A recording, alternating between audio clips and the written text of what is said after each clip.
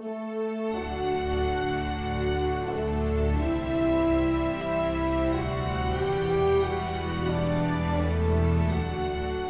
warm and very grateful congratulations to Norm and Bill. I wish I was there to share the evening with these two wonderful friends who are being honored tonight. When one looks at the careers of Bill Ruckelshaus and Norm Mineta, it's no wonder that their paths have converged in an effort to advance sound ocean governance. One can say they traveled parallel paths until those paths crossed. Both men served in the U.S. Army as young adults. Both academically driven, both committed to public service. Mr. Ruckelshaus was appointed Deputy Attorney General for Indiana and then elected to the Indiana House of Representatives. Mr. Mineta was elected Mayor of San Jose and then served as a member of the U.S. House of Representatives. When I first met him, we were just a couple of pesky would be a word, pesky 12-year-old boys. He behind barbed wire, and me living in Cody in the comfort of my home. And it was a tough time for him, but he came out of there without a shred of bitterness. And all you knew is that his geniality at that time would serve him the rest of his days. When I saw that he had been elected mayor of San Jose, I wrote him a note, said, "Remember the fat kid with the pimples and the knock knees?" which was me. He wrote back and said he did. He was then on his way. He was mayor, then on his way to Congress. That's leadership. It was only a matter of time before each would serve a U.S. president, and each one broke important barriers. Mr. Mineta served as the first Asian American in any presidential cabinet when President Clinton appointed him Secretary of Commerce in 2000. Mr. Ruckelshaus was appointed by President Nixon to serve as the first administrator of the U.S. Environmental Protection Agency.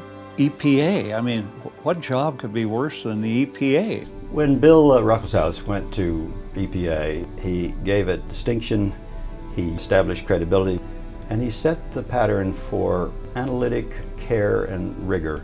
And we all who administered EPA later were the huge beneficiaries of that. Of course, he came back when the agency was in very deep distress and turmoil, rescued it with his sense of dignity and honor and integrity. Each one served in a presidential cabinet a second time for a different president. Mr. Ruckelshaus returned to the U.S. EPA in 1983 under President Reagan, and Mr. Mineta became Secretary of Transportation under President George W. Bush. More than sharing parallel career paths, Mr. Ruckelshaus and Mr. Mineta share the same values of public service. Both are guided by a strong moral compass and a keen sense of right and wrong. Mr. Ruckelshaus sooner resigned his position as Deputy General in the now famous Saturday Night Massacre than go against his principles and promises. Mr. Mineta was the driving force to enact the Civil Liberties Act of 1988 into law, which granted reparations to Japanese Americans interned by the United States government during World War II.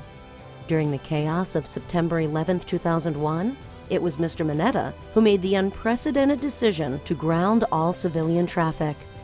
In 2006, Mr. Mineta was awarded the Presidential Medal of Freedom, the highest civilian honor in the nation. Both are consummate statesmen, open-minded and results-driven leaders. Each one has transcended partisan politics to find solutions to pressing political challenges. As EPA's first administrator, Mr. Ruckelshaus made tough decisions to firmly establish the new generation of environmental laws into the bedrock of the nation.